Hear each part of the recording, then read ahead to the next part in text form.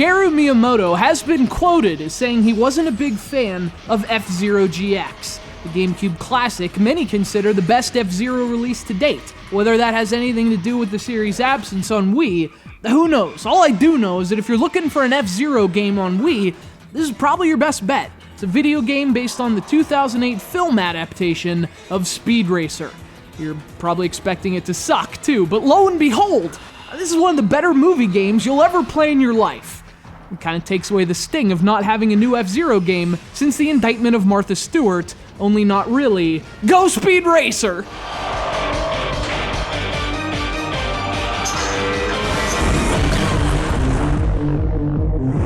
Released in 2008 by Warner Bros. Interactive, Speed Racer the video game was developed by a New Zealand company without much of a track record. That makes the quality of the game even more surprising. Yeah, it's a blatant F-Zero ripoff. So much so that if he could, Captain Falcon would file a lawsuit faster than you could say Falcon Punch.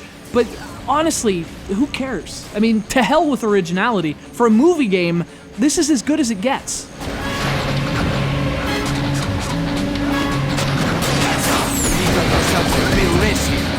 Speed Racer is a racer with more than a dozen vehicles flying by at speeds so fast they boggle the imagination of everyone except Samurai Goro. Sorry for all the F-Zero references, but I mean, come on. Speed Racer really is just F-Zero without the F-Zero. And that's a good thing because it fills a glaring hole in the Wii's library.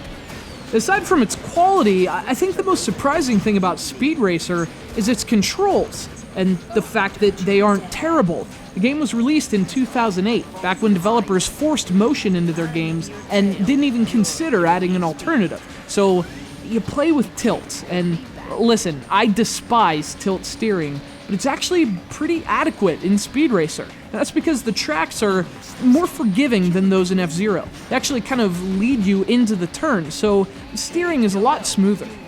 If you're looking for differences, well, there are Carfu mechanics that let you attack other cars and earn additional points.